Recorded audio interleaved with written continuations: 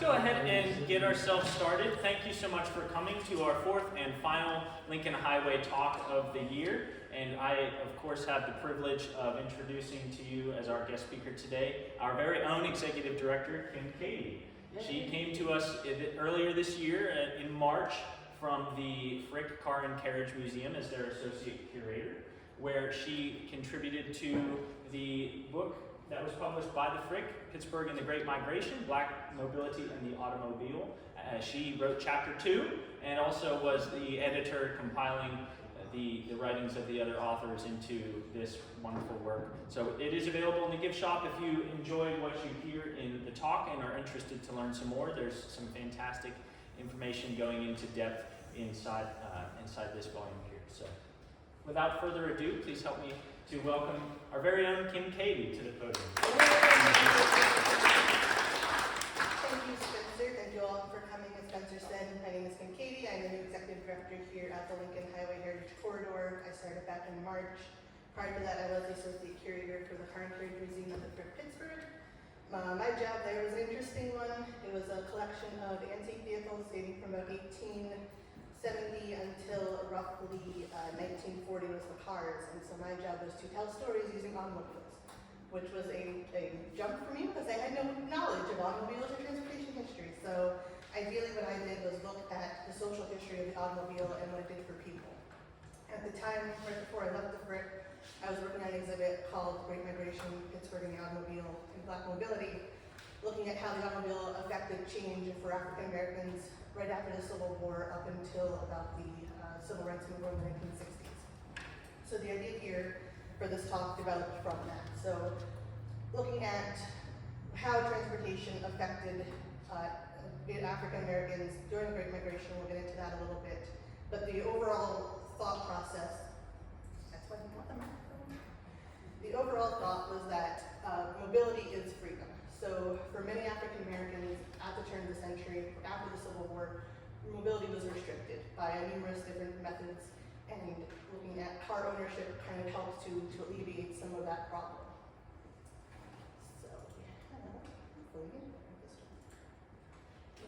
So one of the first things we want to look at is restricted mobility at the time of the Civil War, prior to it enslaved people and what that meant. So while most Americans were granted freedom of movement in the Articles of Confederation in 1777, as this quote indicates, you can travel between states freely as you want. This was not the case for African Americans at the time, obviously. Prior to the Civil War, African Americans were considered property of their slave owners, and with that required a number of things in order for them to move freely about. One of those things was a slave pass, which you can see in the lower right-hand corner.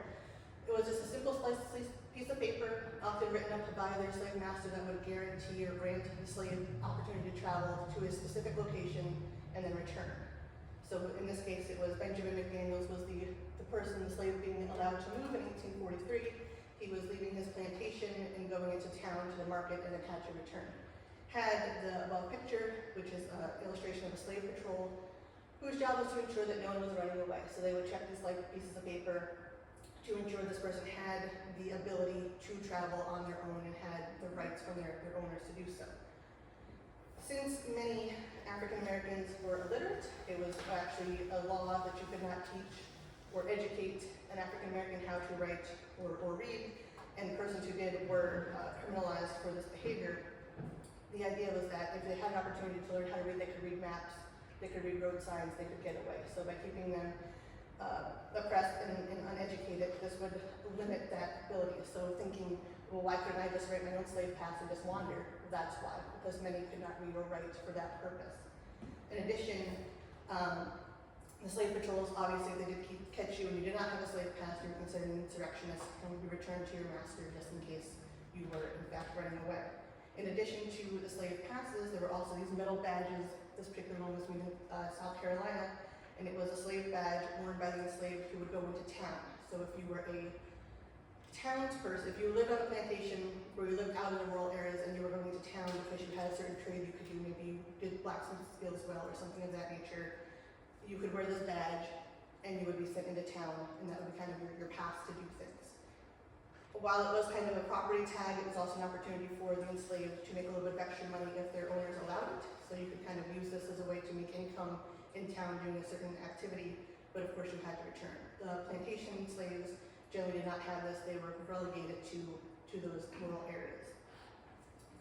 So with that, in addition to these, as we look at emancipation, freed slaves, end of Civil War, emancipation occurs, African Americans are freed, but their restricted travel is still in place. So black codes, which controlled and criminalized mobility, limited the jobs that African Americans could hold, limited the amount of education they could receive, and then also limited their ability to own land and or businesses. So although they were free, they really were still very much restricted. So how did we get here? And by here, I mean, how do we get to the Great Migration? How do people start to leave the South and why? So one of the reasons behind it is, again, limited access to economic freedoms, limited access to education, and again, tenant farming or sharecropping was one of those means of why they left. So you're a free person, you don't have any real ability to get a job. There are no jobs open to you aside from rural farming. So most individuals actually wind up working for the master in the sense of being a tenant farmer, which meant that they worked the land that they were already on for minimal to no pay. The pay they did receive was I would equate it to a coal miner working in a coal town buying from the coal store. So if you are working the land, you're raising the crops, you're giving the crops to the landowner, he's going to market, he's getting the fair price of those crops. You still can't read, you're still uneducated, you're taking his word that he's bringing back the right amount of money. He's going to tell you what he wants to tell you and keep you in that position where he's going to keep you indebted to him working that land. So this, coupled with the fact that the boll weevil who decimated crops around this time, becoming cotton fields, limits the number of crops you're producing, limits your ability to eat, limits your ability to do much of anything. So that was one of the pushes for people to leave the South. With that was also lynchings, which was a vigilante terrorism tactic by many to keep black people who were recently freed in what we would consider their place. So in the years between the 1890s, lynchings spread quite extensively, with about 80 to 160 annually of lynched individuals, black Americans, generally made up of fabricated crimes against white people as an opportunity to keep the recently freed kind of in their place. So these lynchings occur, black people are noticing they need to leave for this reason out of fear. The black codes that we talked about that limited land ownership and education and economic opportunities transition into what become known as the Jim Crow laws. And with that, the extension of limitation to the vote occurs under the Jim Crow legislation. So now you have no access to education, you can't get jobs, the jobs you have are stuck in rural communities where you're farming, where your money is dependent upon your landowner's determination of how much money you can receive. People are killing you, and now you can't vote to get out of the system. So roughly about 1870s is when migration actually begins. Right after the Civil War, a number of people start to leave the South. The main aspect of migration that we know of today, the Great Migration, actually begins in about 1910, when people really start to push out of the South.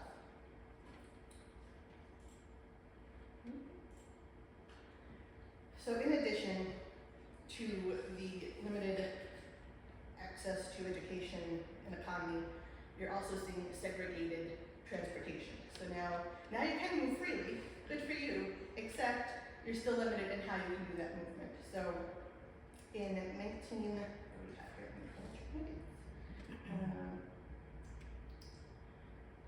Plessy versus Ferguson affirmed segregation in 1896, which stated that you did not have to have equality in transportation, or equality really anywhere.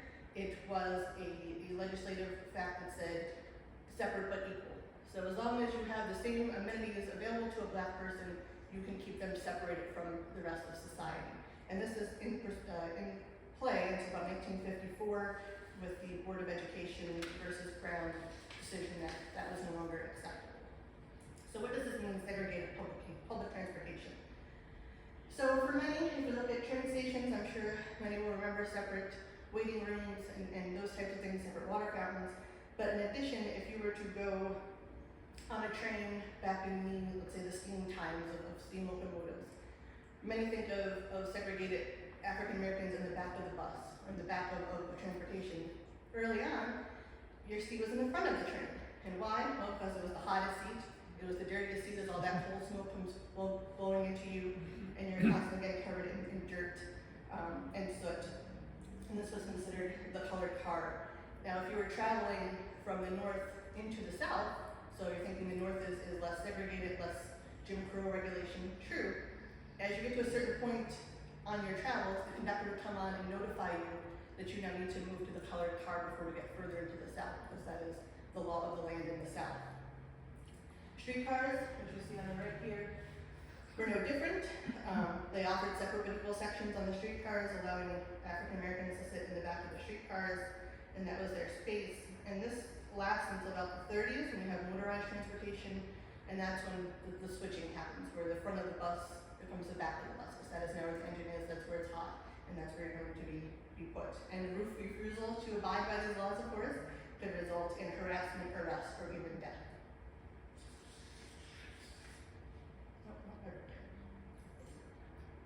There we go. So, we have Jim Crow, we have black codes, we have all these issues. So why here? Why did the African American population choose to come specifically to Western Pennsylvania? The first wave of Great Migration begins in 1910 and goes about 1940 during the First World War right until the start of the Second World War. 6 million people between 1910 and 1970 during the second wave of migration moved from the South to the North and the Midwest in that period, populating New York, Philadelphia, Chicago, Pittsburgh, Cleveland, as far as California by the 70s. So many of these migrants who settled in PA came from Alabama, Georgia, North Carolina, and Virginia. The reasoning for that, we had a very similar landscape to Virginia, so that was a familiarity. And then for the steel workers of Alabama, who had gotten that skill set while in Alabama, the Pittsburgh steel mills were a welcoming sight for them as well. They would also travel to areas where families had traveled before, so back when I said 1870s, when those people were traveling and migrating from Maryland and Virginia, they had settled and they notified their family farther south. This is a good place to come to Pittsburgh. So cities like Detroit, Chicago, Cleveland, and Pittsburgh, whose black population doubled between 1960 and 1930, provided the setting for many of these migrants. So in addition to the steel mills and the coal mines, the railroad was actually one of the first and largest employers of African Americans. As late as the 1800s, African Americans were starting to be recruited to fill positions of trackmen to porters. So anything building the railroad to actually serving people on the trains. Railroad work provides stability not found in sharecropping and agricultural work in the South, but however, there were almost no opportunities for advancement. So although they could get out of that rural community, they could get the job, but that's pretty much where they stayed most of the time. There was no opportunity to advance beyond whatever that position was. As World War I raged on in Europe and immigration is stopped, and our men here go overseas to fight, the railroad decides they need more bodies because they're losing their labor. So with that, the Pennsylvania Railroad actually starts to recruit Southern blacks to be porters on the railroad by offering them free passage via train to the north.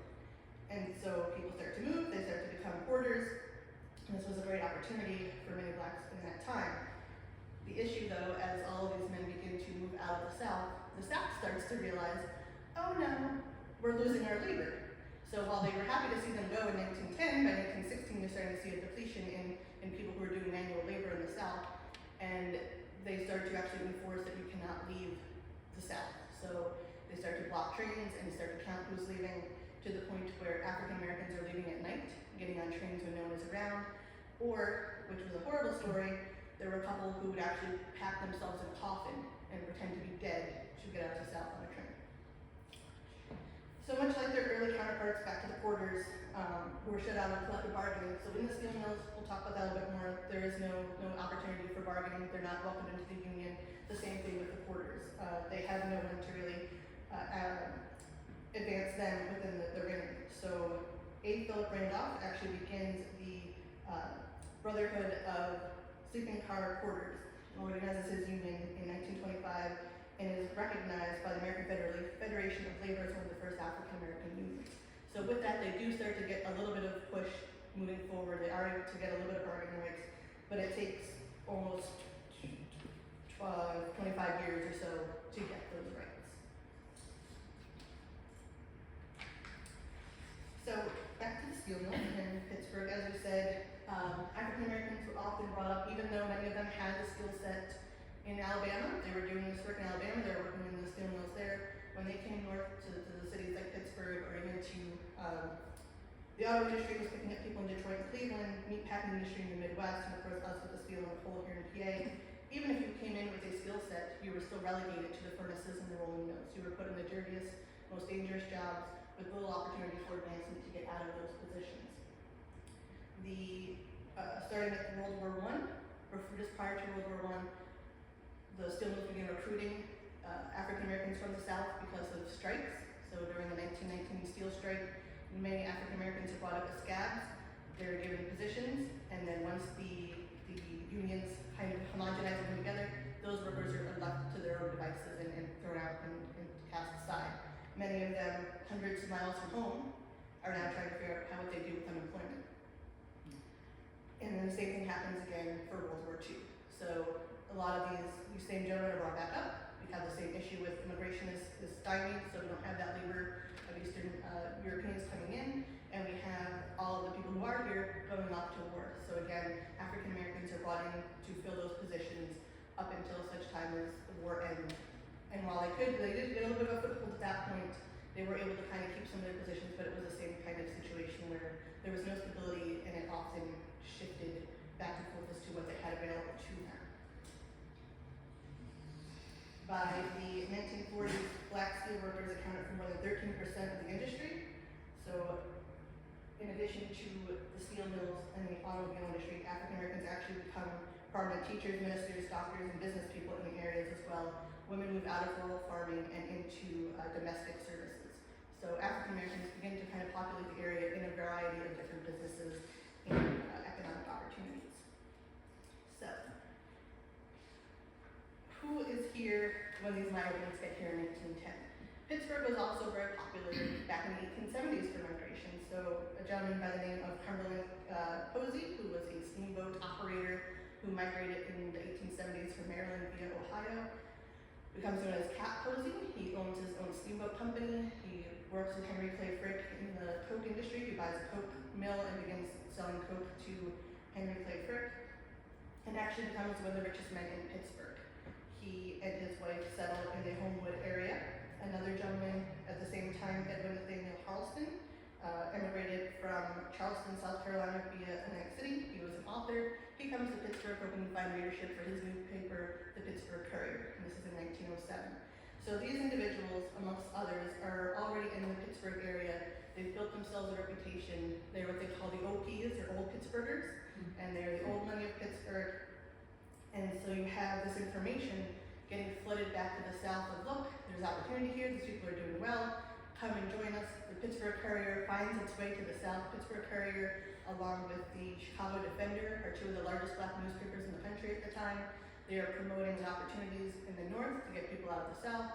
They are suggesting it's not all peaches and cream. There are some issues, and here are the issues that we're going to point out. Housing isn't great, economic advancement isn't great, but it's better than what you're dealing with in the south. And this became such an abhorrent thing to the Southerners that they actually started to ban the newspapers, and the papers have to be smuggled into the South to get this information to those individuals. By the 1930s, the Pittsburgh Courier actually reaches 200,000 subscribers and focuses predominantly on what's here when you get here, how to behave when you get here, which I thought was an interesting aspect in that you have a lot of Southern people coming into the city, and those people who have kind of established themselves within the area have some ideas as how you should behave. So if you're coming from Alabama, please leave your chickens at home, because the city people don't want your chickens crowing in the morning. And as old Pittsburghers, we don't want to have to defend you to the white people. So this idea of we've made a place, no one's bothering us, we're doing fine, but if you start to come and cause a problem, then we have to deal with it. So there was a lot of balancing between old Pittsburghers, the new migrants, and of course the white population in the area. So in addition to the old Pittsburghers, we have some of my favorite people, the self-made men of Pittsburgh. One of those individuals was William Woody Harris and his partner, Augustus Greenlee. And the two of these individuals started out making money through bootlegging. They actually worked with a gentleman for the Latrobe Brewery owner, Joe Tito, in 1926. The three of them partnered together to start running numbers. And in the early 1900s, the number 805 hits on 805. It was the hottest day in the summer in August.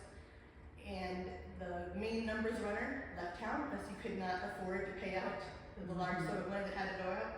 And so Woody and Gus mortgaged their homes, sold their cars, and paid off everyone who had won, and managed to make themselves the number one numbers runner in Pittsburgh. So they had this money, they had this clout, and they started to make advances within the communities in the Hill District. So Gus Greenlee would actually become the owner of the Pittsburgh Crawford Negro League baseball team. He would also establish a number of nightclubs in Pittsburgh, including the Crawford Grill, which would become part of the Chitlin Circuit and a very large place to be, the hottest nightclub to be as far as jazz musicians traveling from New York to Chicago would stop here quite often. Woody Harris would become the owner of the Crystal Barber Shop, and the National Opera House in Homewood would operate out of his home in the Homewood district, and we'll talk about that here in just a minute.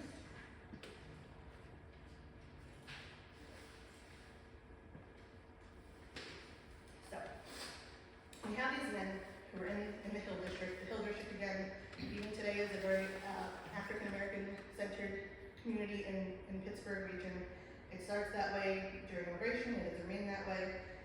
And within that community, the individuals start to make things for themselves. And that is the idea of these businesses. So as we talk about the National Opera House, that is Woody Harris' house in Homewood, he opens up to Mary Cargill Dawson, who establishes the Opera House to teach Black performers opera, because they were left out of that opportunity through the white opera houses. The same with the Crystal Barber Shop in the lower right hand corner. That was Woody's barber shop that he also ran members out of the back of. But again, another business brought into the Hill because it wasn't available to them in the rest of Pittsburgh. The Owl Cab Company was a cab company established to offset the yellow taxis that would not come to the Hill, would not pick up African Americans into those communities. So the Owl Cab Company is established along with the Jitney, which is what I would consider today's version of Uber or Lyft. It was a ride-sharing idea that if you needed to ride to the doctor, you needed to go to groceries, you'd call the Jitney and someone would be in an office and they would run out and pick you up and take you places. We'll talk about Mr. Aldous Wilson shortly, but he has a play called Jitney, which is totally about that. It focuses on just the car station and the calls that come in and get people out to pick up the visitors. In addition to the cab company, the Freedom House Ambulance Service was established in 1967. At that time, the city police handled ambulance service within the city, transporting patients in paddy wagons, or if you did not make it, you got picked up by the funeral homes and taken elsewhere. So there wasn't really a lot of opportunity in the Hill for a number of reasons. One, the residents were leery of the police. They had not had great relations with the police, so hauling them to come help them in an emergency was terrific. And then secondly, the response time was not great for the Hill District residents either. Oftentimes they would be left to their own devices, and so the Freedom House Ambulance Company develops out of that, and it's what we know today as the ambulance service. So it provided an opportunity for these residents to get to the hospitals in a timely fashion. So all of these things were built predominantly by numbers running money and OP money because they needed it for the community. These opportunities and these options were not available within the general populace, and so they built themselves a community that would focus on their needs. Fortunately for us, two individuals capture that community. So while lots of this disappears over time for numerous reasons, which we'll get to, Charles C. Harris, the brother of Woody Harris, starts out as a photographer at the Pittsburgh Courier, and he begins capturing just everyday life of Pittsburghers. And I highly recommend if you have an opportunity to go to the Carnegie Museum of Art. They have an extensive collection of King Harris's photos. They are fabulous, and it's just a wonderful depiction of just everyday life in the Hill District in the Pittsburgh region. August Wilson was another individual playwright, known probably for his Pittsburgh Cycle, a 10 series of plays that focus on 10 decades worth of life in the Hill District, with Pittsburgh really being the background of those stories. and he gets his knowledge by walking the streets of his hometown, of the Hill District, of Hazelwood, smoking cigarettes and drinking coffee, just listening to people's conversations, sitting at the jitney station, listening to those conversations. And so, thanks to these two individuals, they compile this history that would otherwise have been forgotten to history due to urban renewal and knocking down of buildings in the past. So, I'm very grateful for Mr. Harris and Mr. Wilson. So that kind of brings us to the general national level of great migration. So we've talked about why people come to Pittsburgh, why they leave the South. Now I want to talk about just the overall arching, what else is happening. So the first wave of migration actually begins, like I said, by 1870s. It really picks up around 1910, 1940, and people are traveling any way they can, in wagons. They're hiding, some people are hiding in the back of wagons, although they're freed individuals. They're not hiding because their slaves running away. They're hiding because no one wants them to leave the South because they're going to lose that labor. So they were traveling by wagon for the most part because they couldn't afford cars. As things get a little bit better, they do become able to get on trains. Again, we talked about that gets kind of poo-pooed as well and hindered down and prevented as we keep people from getting on the trains. They're traveling at night, they're traveling in commons, but then my buddy Henry Ford, who that's a whole other talk we can have another day about Mr. Ford, but he does provide individuals with cheap access to transportation. So by 1920, the average Model T you could buy new was about $265. So a used Model T you could have gotten for about $50 to $80. And a number of African Americans were buying up Model Ts because they were cheap and they could get them out of the South. So the Model T, there's a great article in the 1920s, a Department of Agricultural, Secretary of Agriculture is out in Iowa. He goes to a woman's home and he notes that, I see you don't have running water, but I see there's a Model T in your driveway. Can you explain that? And her response is, we can't go to town with a bathtub. So at this time period, the importance was to get out, to get a job, to visit, to travel, to see, to move. Again, that freedom of movement is kind of overarching here, that you want to be able to go. And I can take a bath in the horse trough if I need to. So that idea, this is where the real focus was, is this mobility and this movement. It's not only seen in the white community, it's a national idea in American culture. So, car ownership, we want to talk about the 20th century saw the rise of the automobile as the most important consumer product and economic lever in the United States. Driving became a required expression of American nationalism and citizenship. Yet American car culture was also inextricably intertwined with race. The automobile emerged as an important economic, technological, aesthetic, and racial category of North American identity and modernity in the 20th century. Now, what I take from that is it's a unifying tool. Anyone can have a car if they can afford it, anyone can go anywhere they want, whenever they want, and there are some people in our society who do not care for that. And so, although you have access to this car, you are still relegated to a second-class citizen, and the ways that you are hindered from participating in society continue. So in 1916, as I said, the cars become much more accessible, much more affordable. Prior to that, they were plated for the very rich, the cost comes down, Model T being the most reasonably priced. For black motorists, it also reduced the opportunity for that harassment. So you now have this car that is yours, you don't have to follow a train schedule, you don't have to sit in the back of the bus, you can come and go as you please, and that causes some problems amongst others in society. When we think about the street cars, you could be removed from the car, you could be removed from the bus, and you've already paid your fine, you've paid your fare to ride the bus, it didn't matter, you could be removed. The police would back this decision, so there was really no way for you to go if you had a complaint, and that's where automobile ownership kind of takes some of that out of play. So as we think about African Americans being to prosper, as we said, during World War II, they are able to get more of a foothold in industry and are able to start making more money and prosper. Most people would think, well, I'm making money, there's two things I want to buy. I want to buy a car and I want to buy a house. For African Americans, only one of those things were really available, and that was the automobile. Housing was limited. There were things like covenants in housing agreements that said we don't want black people in our neighborhood, and they would break it into deeds that said if you were to sell your home, you can't sell it to a black person. That's just how our covenant works. Redlining was a policy by banks that would say if you live within a certain district, you are not eligible to buy a home here, or we will not sell it to you, or your housing area is not viable to sell because it's your worthless land. So home ownership was still far removed for many African Americans. But they wanted to show that they had money, that they were doing well. So what do? You buy a car. And many people, I think, stereotypically think that an African American is driving a Cadillac, they're trying to be showy, they're trying to show off. 90% of the time they were not. Although it was a status symbol, it was a great car, they picked it because it was big, they picked it because it was reliable, and they picked it because it could move quickly. And when African Americans are looking at car purchases, that is really the thing they're looking for. And we'll talk about that momentarily. But I want to talk about Cadillac one little bit more. So African Americans, many celebrities, actors, everyone is purchasing Cadillacs. It's a great car, looks good, flashy. Cadillac doesn't want to sell to African Americans. They actually have an unwritten policy that says you are not allowed in the showroom, we're not going to sell to you, don't come here.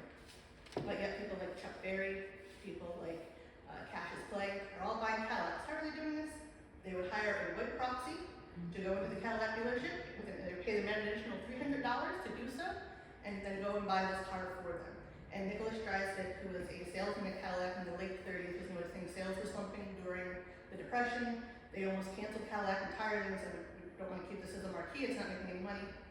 And he says, you have a population of people, consumers, that you are not even bothering with. They were willing to pay an additional $300 to have your car. And so by the late 30s, the unwritten policy goes away. There's no like marketing, that doesn't happen until the 70s. There's no marketing to African Americans, but that idea that you can't even be in the showroom starts to kind of get a little less. So Cadillac eventually turns around, but this was the case for many automobile dealerships, is that there just was an opportunity for you. You could not get a new car, you were often relegated to used cars, and there was just no one who looked like you in the sales department. That is into the 1940s, when Ed Davis, who was I believe he was a Chrysler dealer at the time, he starts out as a salesman, and he is kept in an office on the second floor. He is not able to work with other people. They just kind of have him there to have him on the sales team, but he's really kind of kept away from everyone else. Until Studebaker reaches out and says, hey, I hear you exist.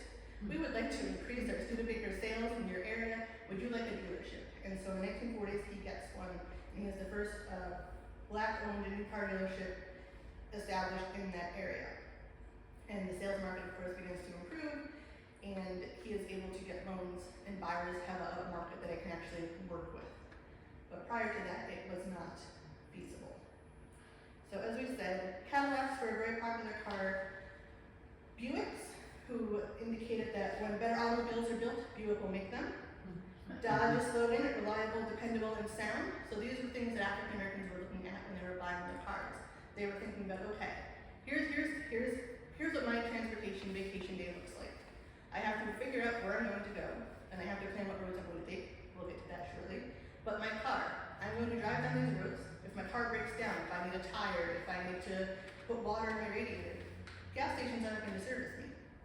I have to bring all those things with me, which wasn't unheard of back in the early 1900s when you see old Model Ts that had every component strapped to their car. Well, by the 30s and 40s, that's all gone, except for the trunks of African American travelers, because they have spare tires, they have tools, they have food, because restaurants aren't going to serve them. They have possibly a coffee can or some other can to relieve themselves in, because they're not going to be able to use the bathroom while they're traveling. The car has to be big enough in case they have to sleep overnight in it because they cannot find hotel accommodations. They have to have a car that is easy to drive, automatic power steering in case they have to move out very quickly, and that's where the speed comes in. They need a car that can go 0 to 60 very quickly in the event they find themselves in a dangerous situation.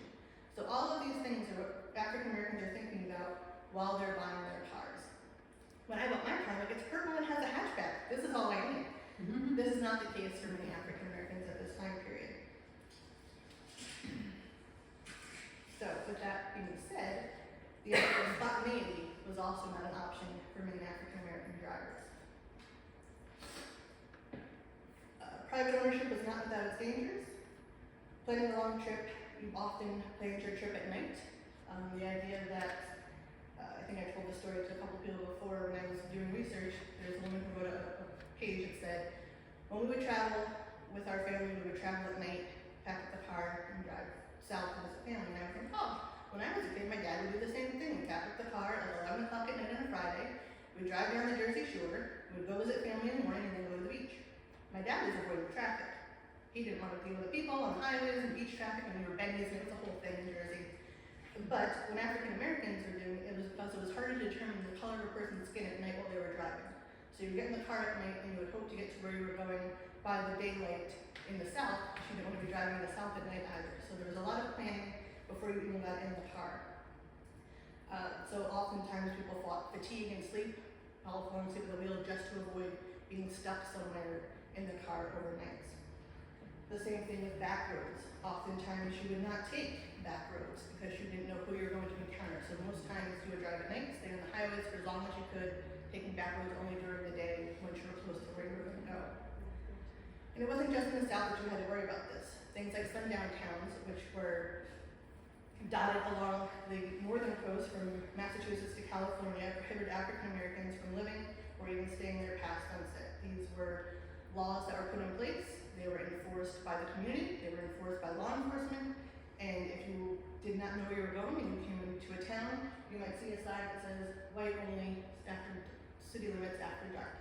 Sundown town, we don't recommend you be here after sundown. Don't let the sun set on you, and a lot worse terminology that was used to indicate that you were not welcome here, probably in the daylight as well, but most certainly not at night. So one of these towns, it was not too far and has a tie to Lincoln Highway, was Goshen, Indiana. It was one of the early sundown towns right on the Lincoln Highway, and it said that you had to be out by sunset. This town is now looking at their history and developing some information about what that meant and what it means moving forward. But sundown towns were not an uncommon presence, and again, they were backed by police enforcement and intimidation. So you did have to do an awful lot of planning. Nearby, Johnstown, I'm sure many of you know, in 1923, the black and brown population of that town was removed due to a police shooting that they blamed on African Americans. They had, I believe it was 3 days to pack up their things and leave, and they were often held at gunpoint to do so. When that happened in Johnstown, the area clearing members celebrated the creation of a sundown town and increased their own intimidation processes. So I'm curious, I'd like to do more research to find out if the Klan was responsible for that attack in order to make that happen. So in addition to planning your ride, if you're doing a long distance travel, if you're going to go visit family, you're driving at night, you're avoiding roads, you're making sure you know where the sundown towns are. And prior to the 1930s, you would know that because other travelers would tell you. So there was no cell phones. You would have word of mouth. I went to Indiana and I discovered this. Don't be here after dark. Or I went to Johnstown, or I went to Baltimore, or wherever it may be. So that was a lot of word of mouth travel. In the South, in addition to long distance travel, it was everyday travel was also a problem. So for many motorists who, again, you're buying cars, you're now showing you have this ability to buy the car, that you have this money, that you're prospering, and a lot of people didn't like that. The police might pull you over with the questions of, well, whose car is this? This can't possibly be your car, you can't afford this car, did you steal this car? So many African Americans learned quickly to keep a chauffeur's cap in the back of their car, and if that were to happen, they would notify the police officer that I'm just a driver, I'm driving my employer's family home for the day, and that is how they would get around it. So you always wanted to be sure to keep a chauffeur cap in your car in the event that the police wanted to harass you and try to convince you that they were going to take your car away. So that continued on even into the 1950s, during the freedom rides of the 50s. If you were in a car traveling integrated black and white, the black individual would often, if they thought there was a concern, the black individual would often be the driver with the white passengers in the back seat, as though he was their driver for the day. So all of these things take place as you're thinking about your travel, as you're thinking about moving freely in the U.S. So this all changes in the 1930s. As I said, prior to that, many individuals relied on word of mouth, relied on family to tell them what was going to, what they were going to encounter on their trips. By the 1930s, things like apartment guides and hotel guides started to become popular. Probably the most popular people know is the Green Book, created by Benjamin Green in 1937. And what the Green Book does, and what these apartment guides do, is it provides a listing of every town in every state, not every town, but most of the heavily populated where you might be traveling, and it lists what businesses are accommodating to you. So in Pittsburgh, it might list hotels and restaurants that are either black owned or black friendly, meaning that it is owned by a white proprietor who is welcoming to African Americans. But this book would provide you with anything from salons to hotels to car dealerships to car repair. So Victor Green, of course, slogan was, carry a Green Book with you because you never know when you're going to need it. And that was true, because you didn't know where you're going to wind up, and you wanted to make sure that you would know all of the right things to do. So that even included if you were to find yourself at a white-owned establishment that was welcoming to African Americans, there were still some cues that you had to think about. Is there a colored entrance? Do I have to do a certain thing? Are there certain societal requirements that I have to adhere to before I can go into this establishment? And the Green Book provided that information so that you didn't create a faux pas and get yourself killed or maimed. So with this information, black motorists could now plan out their days a little bit better. So thinking about, well, now I know how to avoid from downtown. I know where I can stop if I have to get some food while I'm in Santa Fe, New Mexico. So the Green Book really helps people to get that freedom of mobility, to be able to travel, to take family vacations, to go longer distances, because now they have a guide that can get them where they're going. And most of it, early on, was crowdsourced. So it was, Jane would wind up in Louisiana and come back and say, okay, well, these 5 places in Baton Rouge, let me eat there. And then she would provide that to Victor Green, he did that to the next year's guide. By the 40s, we actually just have a staff that does travel and gets that information a little bit better and more accurately. So with that, so it wasn't just local things, but even as things as far away as resorts. So if you think about the civil rights movement in this period, 1940s, 1950s, African Americans prospering, have money, or buying cars, want to travel, want places to go. They're limited in where they can go. Fortunately, much like Woogie Harris and Screenly, other people are doing similar things for black communities. So in Michigan, we have Idlewild Resort, which was an outdoor resort in the lower peninsula of Michigan that offered camping, cottages, performers. People from Aretha Franklin to the Temptations performed at Idlewild. Any weekend you could have 25,000 visitors at Idlewild because this was a place where they could get together and enjoy their times. Similarly, the lower right was Rock Rest in Maine. It was another cabin place in Maine, in New England. When we think about the North, we don't really necessarily think about segregation, but it was still there. It wasn't as prevalent, but it was still harder for African Americans to find places in the North, and Maine was one of those destinations. Chicken Bone Beach in the lower right was a segregated beach in LHHC City. Up until the 1928. Prior to 1928, for 80 years, blacks and whites were on the beach together, nobody cared. Somehow, in 1928, there was a hubbub, and segregation finds its way to Atlantic City, and from the convention hall to Missouri Ave becomes the black section of the beach. And this was prevalent across the country. The same people who put this together write a letter to a beach in California explaining how they did it. So segregation really becomes more popular in the 20s with the rise of the Ku Klux Klan and other institutions and terrorist organizations that want to continue to subjugate African Americans who they feel have become uppity, for lack of a better word. This even goes into the national park system. The Shenandoah Valley National Park in Virginia had a segregated section for African Americans that included a campground, picnic area, and cabins. The Secretary of the Interior pushed for it. The national park individual who was in charge didn't understand. They're not coming. Why am I going to make them a section? We don't want to bring them here anyway. The Interior Secretary said, no, this is what we're doing. And up until the 50s, they had segregated sections of national parks. And from a local standpoint, we do have, on Lincoln Highway in Chambersburg, this building actually still remains. It's one of the only buildings from the Green Book of that period that does. It was Mrs. Carrie Stevenson's home. It was the same idea. If there were not commercial institutions providing respite or lodging or eateries, homeowners would do that. So you could go into someone's home and they would give you a place to sleep. They would make you a home-cooked meal.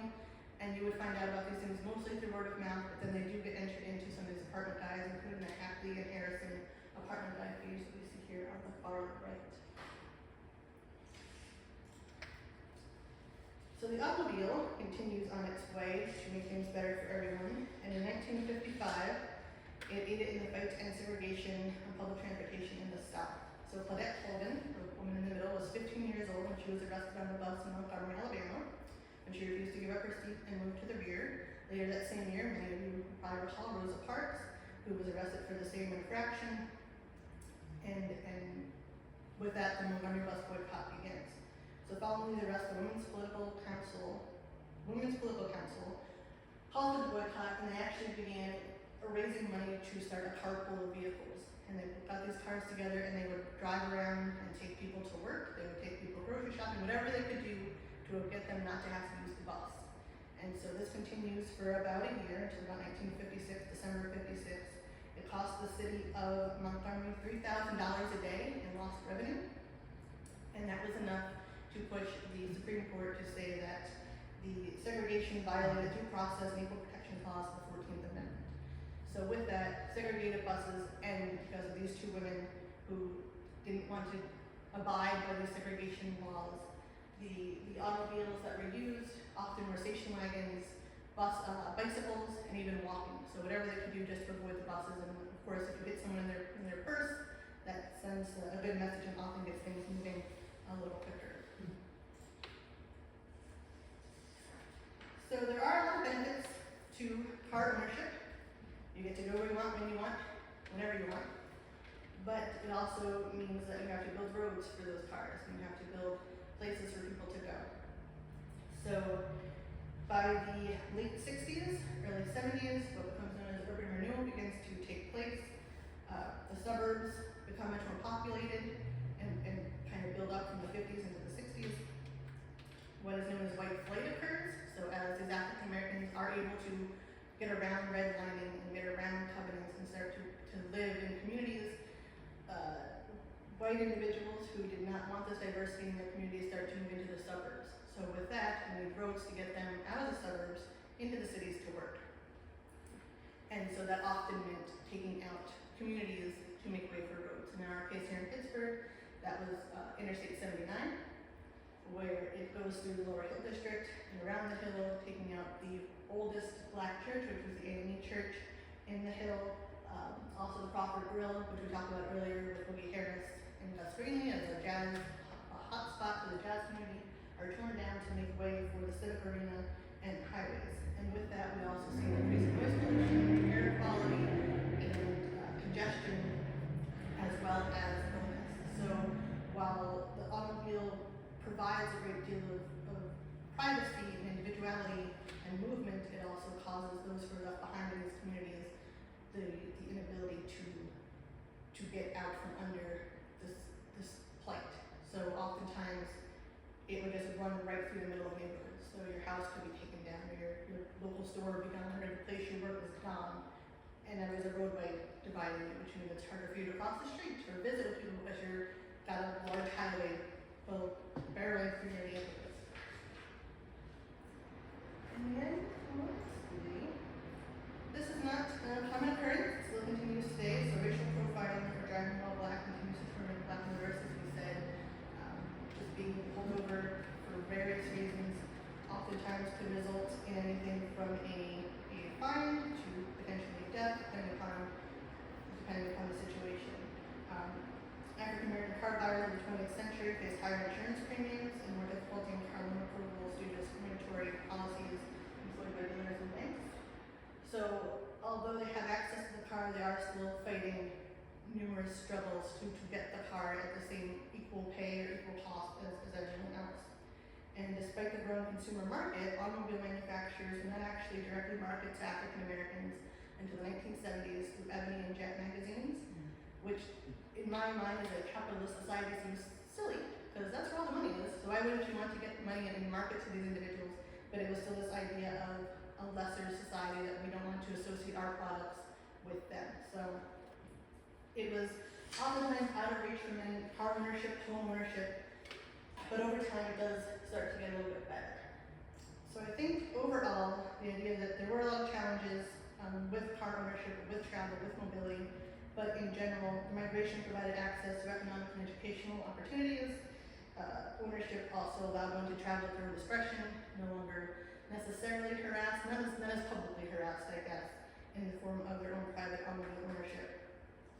And that the Great Migration saw 6 million African Americans from the South move north and west, and the honor would provide their opportunity to do that through various ways. So with that is the end. I welcome any questions you may have.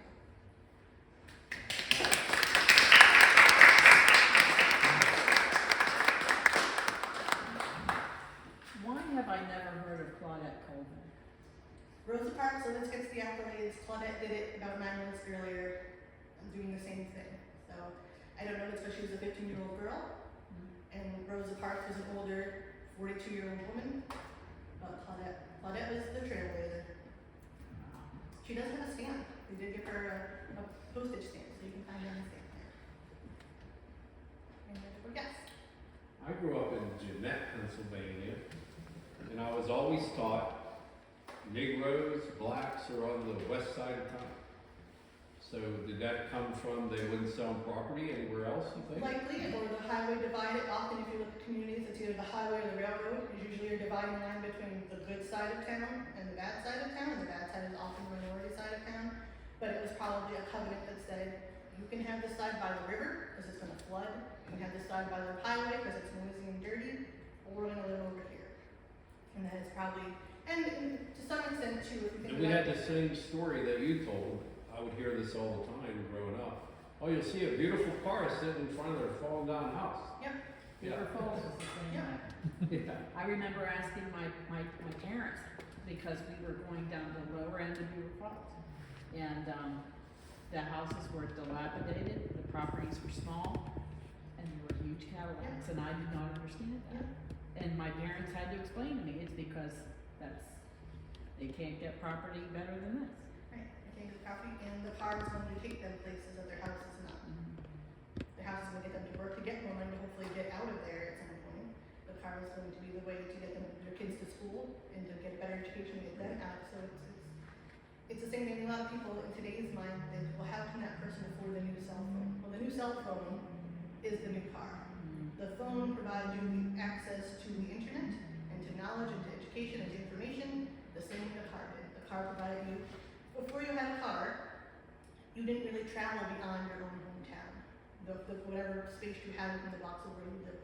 The car gets you out to meet other people, to see other cultures, to see how other people live. And I think the phone does the same thing. I have friends whose kids don't leave their room. They have friends in India. Like, it's amazing. Yes. I'm sure a copy of the Green Book would be rare indeed. Has Yeah. anybody ever thought about reprinting it? If you can find them, the New York Public Library has a good chunk of them, and they're available online if you wanted to scroll through them there. Pittsburgh itself has actually started an app of current Green Book locations. So if you wanted to find Black-owned businesses in the Hill and other areas, you can actually go online, and they're starting to populate an app with that information today. But original Green Books, the New York Public Library has a large number of them, and I think there's another library possibly at Harvard or Yale that also has a collection. So as far as reprinting, probably not, but you could probably get a download. The apps are, I found an app, I think almost a decade ago, that it was all about, it just Yeah. would pop up with Black-owned businesses around you if you wanted to produce those. Yes. Yes. I was curious, he just mentioned about the Blue Book, I'm aware of it, and Green Book. There's a blue book too, we can talk about that. Okay, no, the Green Yes. Book, I'm sorry. But Chambersburg was the only one on Lincoln Highway. Seeing as how this is Lincoln Highway, I thought you had mentioned other places, or is there?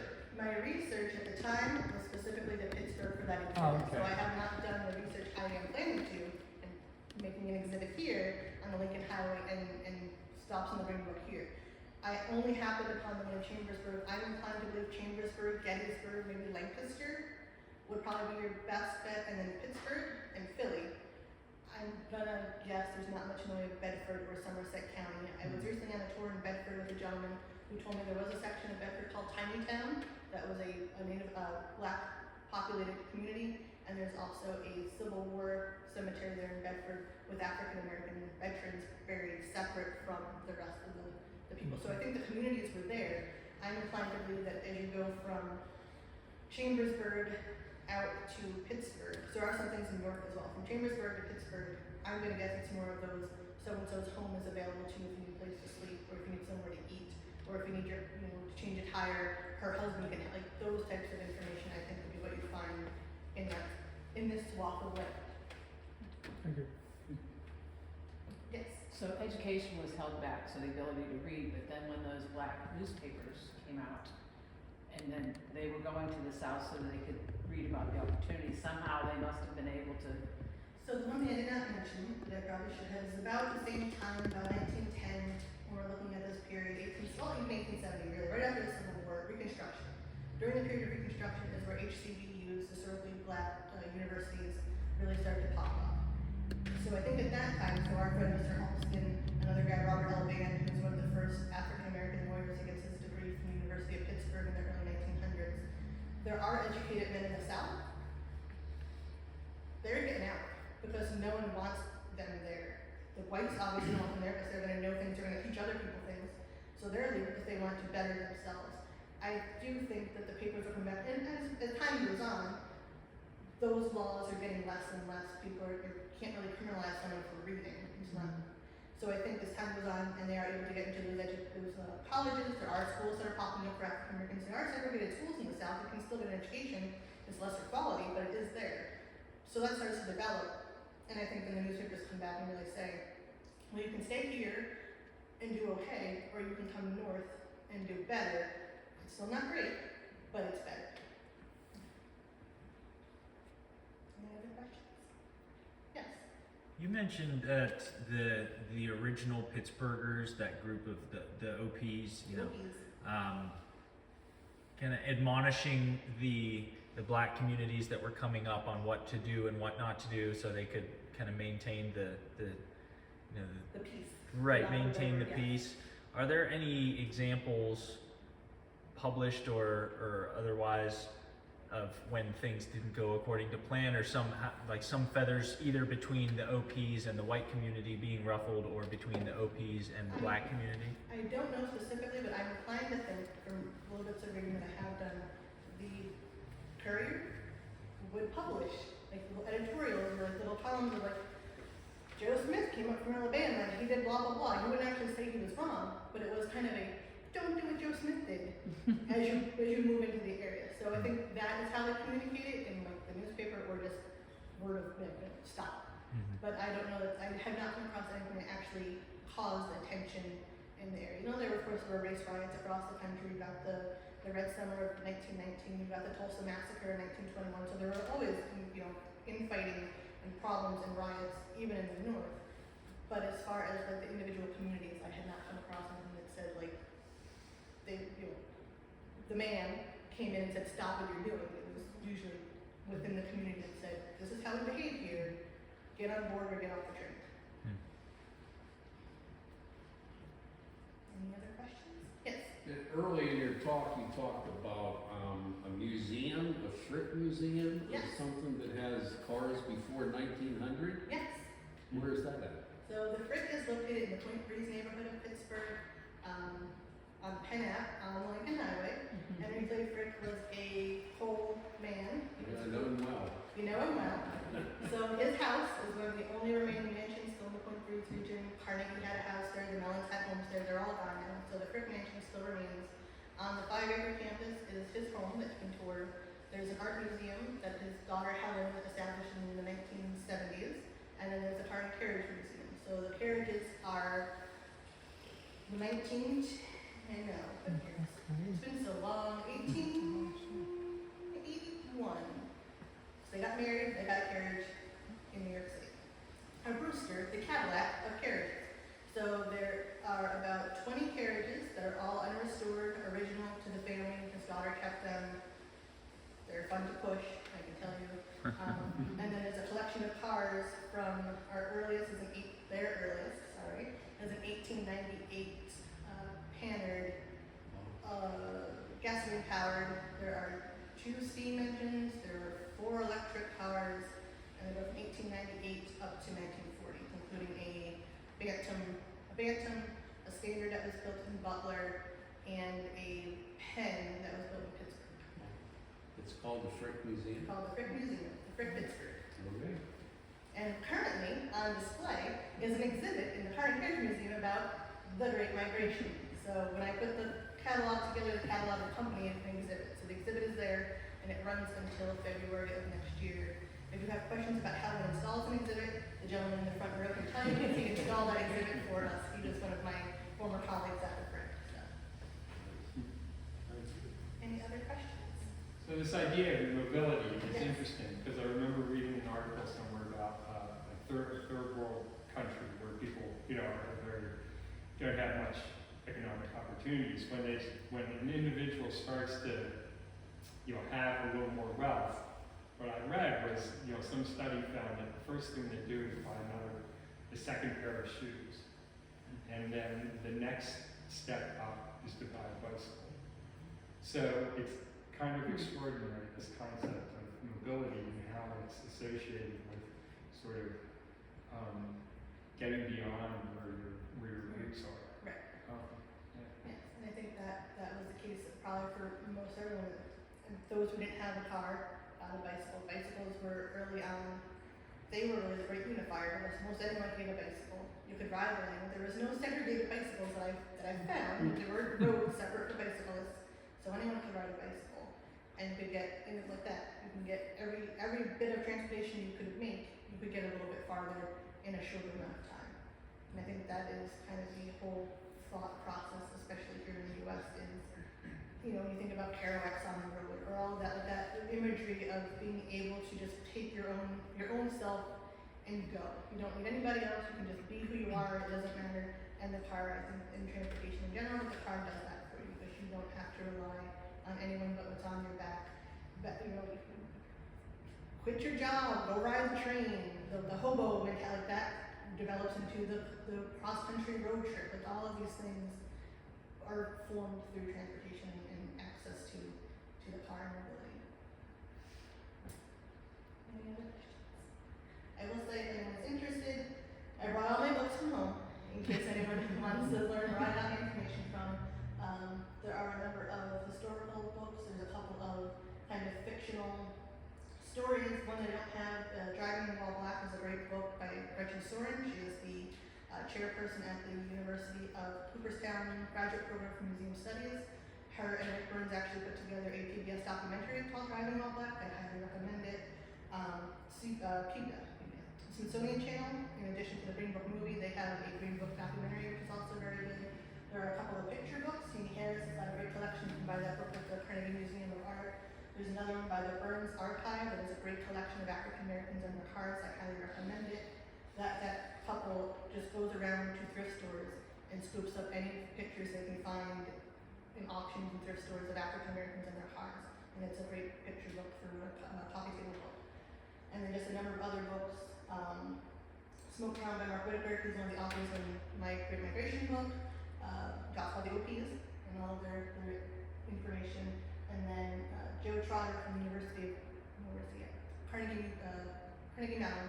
He's a history professor there. He's done another great book called Renaissance and Race. So feel free to peruse. And then, like Spencer said, our book is available. My book is available in the gift shop if anyone is interested. Yes. During African American History Month, WQED runs a lot of things on like Freedom House. There's a special, and a whole thing on the Hill District. I think Chris Moore does it. Okay. It's like that black. It's like a city within a city. Yes. They had everything up there. They did their own sporting activities, swimming pools, parades, their police force, the whole thing. It's like a city within a city, and then it just disappeared. Gus Greenleaf built a baseball field. Greenleaf Field Right, was built right. for the Homestead Grays and the Pittsburgh Crawfords to play. The entertainment also was like one of the biggest places to come for entertainment was to go to the Hill And the District. Crawford, I think it was the Crawford Grill or the New Granada, I forget which one. One of them was a black and tan club, which meant that you could intermingle and listen to jazz. And that was kind of unheard of in most places. So Pittsburgh, what's the gentleman? There's a gentleman, the owner of the Steelers, Art Rooney, used to hang out with Gus and Woogie on the second floor of the Crawford Grill after listening to jazz all night, and then they'd all sit upstairs in the private club and have drinks and things. So I think Pittsburgh was a much more welcoming community than many.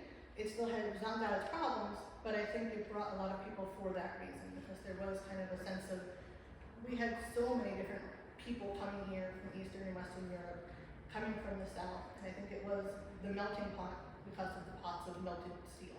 So, and it all kind of blends together that way.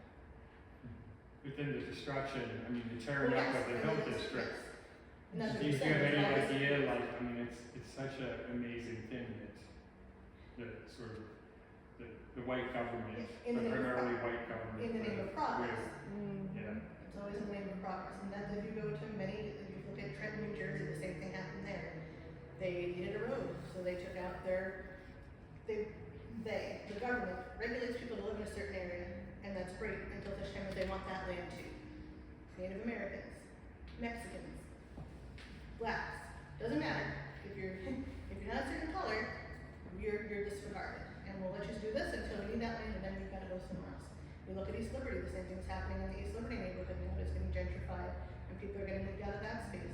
Homewood, and they're building up developments there and pushing the original people out. I've got a friend who says, I wanted to buy my parents' old home. I can't afford it now because Larimer is becoming too gentrified and I'm being pushed out of my neighborhood. So again, in the name of progress, we're doing better things, but for whom? It's generally not for the people who are currently there.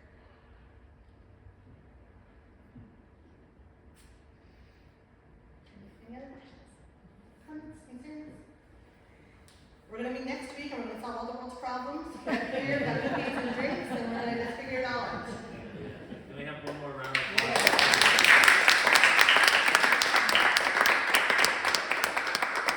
Yeah, as she mentioned, if you're interested in reading her chapter as well as the other 6 authors in Pittsburgh and the Great Migration, we do have copies of those available here. And we have not yet decided who our 2024 series of speakers are going to be. If you have any recommendations, I'm always happy to hear some. If you know somebody who has a particular area of interest that relates to transportation history and the history of the Lincoln Highway, you can feel free to point them my way. I have an idea or two that might include my friend Andy, maybe. We'll see. But thank you again for coming. I just wanted to let you know real quick that we're running a Black Friday sale in the gift shop starting next Saturday until the following Saturday. So we're closed on Thanksgiving and Black Friday, but that Saturday will be open, and then through the next Saturday we'll be offering 25% off in the gift shop for anybody that is looking to get a book or a t-shirt or something for the Christmas season. So thank you so much again. If you didn't get a coupon for $4 off regular admission and you would like one, or if you would even like a couple more to give to friends or whatever, let me know. I'd be happy to give you some more of those. And otherwise, there's plenty of cookies left. Help yourselves, and hope to see you next time. Thank you.